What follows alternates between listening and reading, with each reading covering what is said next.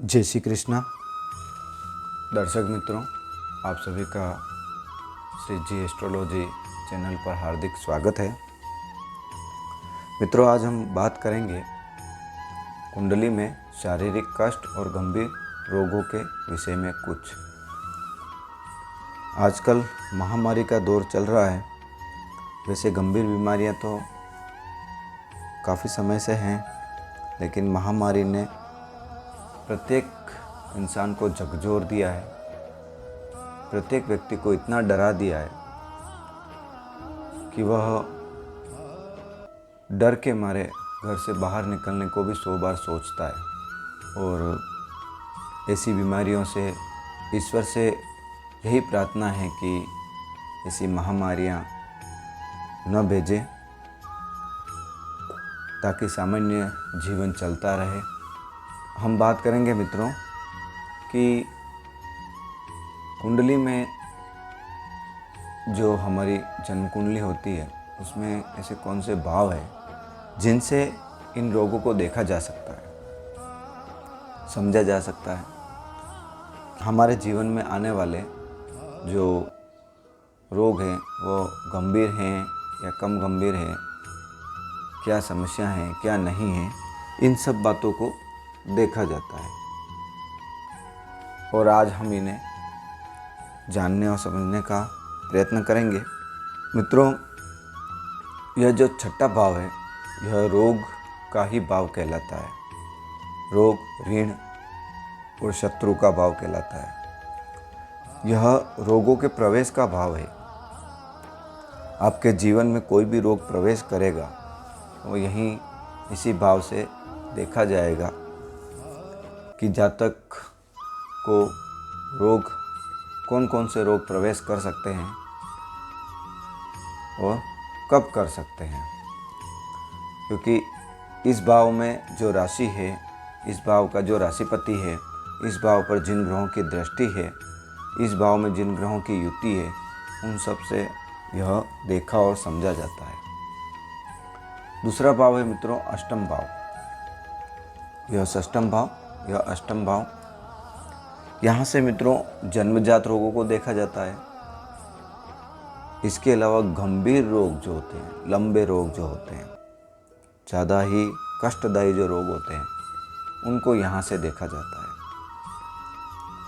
इसके अलावा मित्रों यह जो भाव है, यह द्वादश भाव है और यहाँ से भी रोगों को देखा जाता है। यह भाव तो अस्पताल में आपको भर्ती ही करा देता है।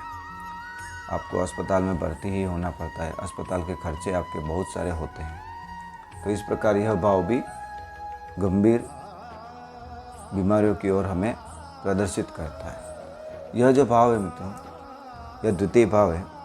यह भाव खान पान का भाव है और खान पान के भाव होने के कारण यहाँ से भी रोगों का विचार किया जाता है। यहाँ पर मित्रों एक चीज़ बता देता हूँ कि यहाँ से व्यसन का भी विचार होता है। और यदि आप कोई ज़्यादा व्यसन में हैं, व्यसन कर रहे हैं, तो उन्हें भी संभल कर रहना चाहिए, अन्यथा यह रोग देने का कार्य करता है। क्योंकि यहाँ से षष्ठम भाव सामने पड़ता है, सातवां पड़ता है, तो निश्चय ही व्यसन रोग का ही कारण बन जाता है। अब मित्रों, यदि कुंडली में चंद्रमा पीड़ित अवस्था में है, चंद्रमा आपका मन है और चंद्रमा ही ऐसा ग्रह है जो 2.25 दिन में अपनी राशि परिवर्तित कर लेता है। काफ़ी फास्ट मूवमेंट होता है चंद्रमा का और मन का कारक वही बनता है। और कुंडली का 35% भाग अकेले चंद्रमा के हाथ में होता है। वही इतना प्रभाव डालता है हमारे ऊपर। तो यदि चंद्रमा आपकी कुंडली में पीड़ित अवस्था में है तो आपको शारीरिक रोग अवश्य ही होने हैं। और यदि चंद्रमा षष्ठम भाव, अष्टम भाव, द्वादश भाव और द्वितीय भाव से संबंध बना ले तो फिर रोग होने से आपको कोई बचा नहीं सकता।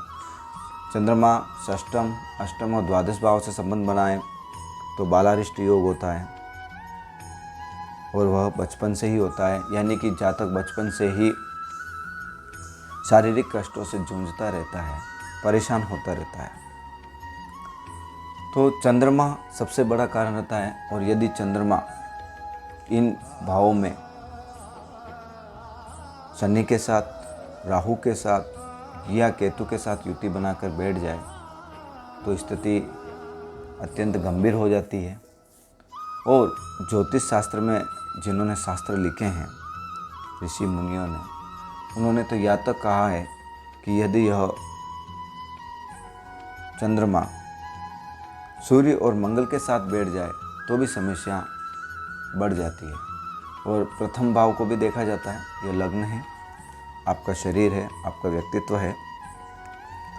यहाँ से भी देखा जाता है कि यहाँ पर भी यदि कोई ग्रह या यहाँ जो राशि पड़ी हुई है इसका स्वामी ग्रह यदि षष्ठम भाव में, अष्टम भाव में, द्वादश भाव में स्थित है तो भी समस्या गंभीर होगी।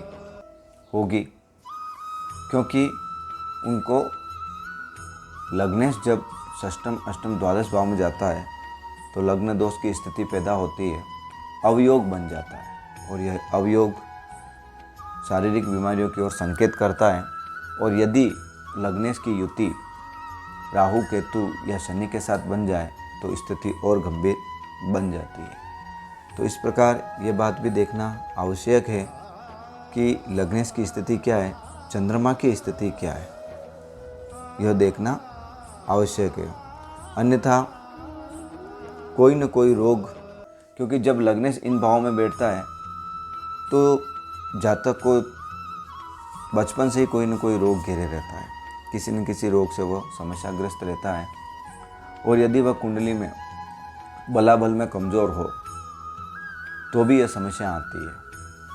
किसी भी भाव में बैठा हो और यदि डिग्री अंश में कमज़ोर है, ग्रहों से पीड़ित है, राहु, केतु, शनि से दृष्ट है, तो भी यह समस्या जातक को जीवन भर चलती रहती है।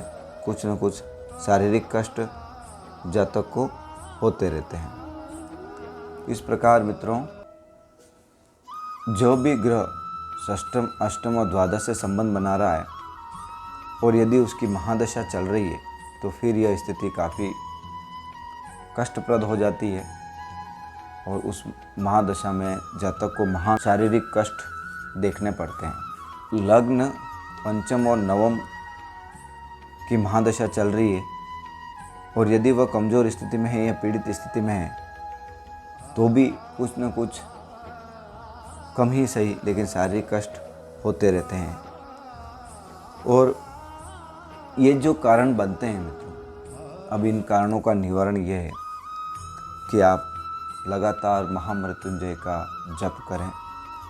महामृत्युंजय ही एक ऐसा मंत्र है जो हर बीमारी के काट है, हर रोग का काट है। महामृत्युंजय मंत्र करें, आपसे नहीं होता है तो किसी से करवाएं, आप संकल्प लेकर योग्य ज्योतिषी से। और इसके अलावा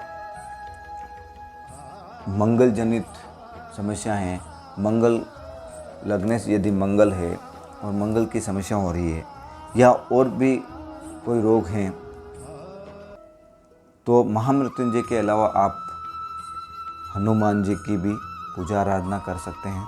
इसके लिए आप नित्य सुंदरकांड पाठ करवा सकते हैं या कर सकते हैं। हनुमान जी का बाहुक आता है वो आप करवा सकते हैं या कर सकते हैं। हनुमान जी का एक मुखी कवच या पंचमुखी कवच आप कर सकते हैं या करवा सकते हैं।